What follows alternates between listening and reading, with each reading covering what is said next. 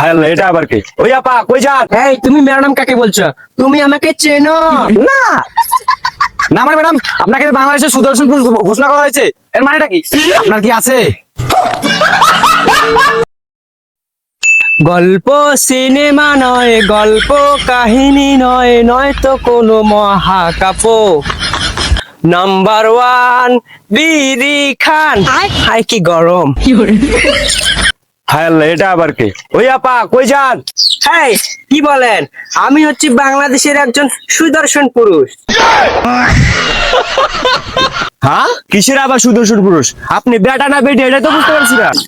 দেখ তো কিরকম শরীরের মধ্যে পড়তেছে, তুই বেটা না বেটি এটা তো বুঝতে পারছি না আমি। আহা, এই ভাইয়াজি কি বলে না আমি হচ্ছি বাংলাদেশের একজন আউ ভাইয়ের কথা শুনে না আমার ঘেমে উঠছে। আর তুমি বুঝতে পারছো না কেন আমি একজন সুদর্শন পুরুষ? আপনি এমন করেন কেন? আমাকে না সুদর্শন পুরুষের অ্যাওয়ার্ড দিয়েছে।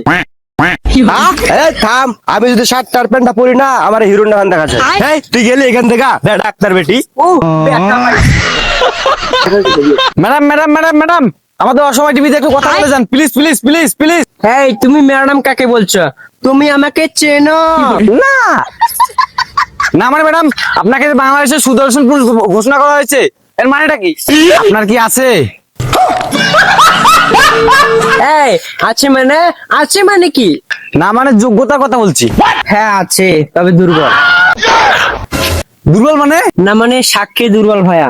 আমাকে যে সুদর্শন পুরুষ হিসাবে ঘোষণা করেছে না, এটা কেউ নিতে পারে না, বুঝছো ভাইয়া? আরে ম্যাডাম গায়ের উপর পড়তেছেন কেন? আপনার কি নাই নাকি? নাই মানে? নাই মানে মানুষদের কথা বলতেছি। আচ্ছা, আপনাকে যে সুদর্শন পুরুষ ঘোষণা করলো কেমনে, কিভাবে, কে ঘোষণা করলো? ভাইয়া আমাকে যে ঘোষণা করে করুক, আমার এই পোশাকটা দেখেছেন পুরো একদম। না ম্যাডাম, আমি বলার ভাষা হারিয়ে ফেলেছি। আপনি যে পোশাক পরেছেন রাস্তার মধ্যে কেউ দেখলে নিয়ে যাবে কি থুয়ে যাবে এটাও কেউ বলতে না। না জি ম্যাডাম, আপনি যেগুলো পোশাক আশাক পরছেন এগুলো দেখে যে কেউ ক্রাশ খাবে। ভাইয়া আসলে আমি পুরুষ না মহিলা এটা তো ম্যাটার করে না, বুঝছো? আমি যে পোশাক আশাক পরি এগুলো তো বাইরে থেকে নিয়ে আসি, এগুলো তো দাম অনেক, এ দেখে মানুষ আমায় সুদর্শন পুরুষ হিসেবে ঘোষণা করেছে। তো ভাইয়া কিন্তু খুবই স্মার্ট, ভাইয়াকে দেখে যে কেউ ক্রাশ খাবে। ভাইয়া যেগুলো পোশাক আশাক পরে সেগুলো কিন্তু আত্মাতে খুবই সুন্দর।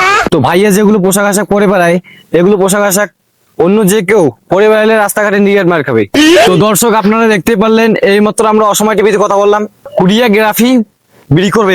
তো ধন্যবাদ, বুঝে নিন।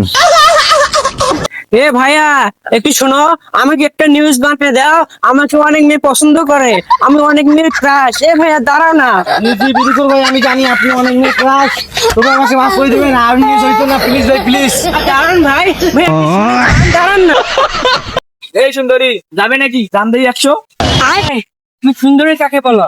আমি হচ্ছি সুদর্শন পুরুষ, তুই বিড়ি খা।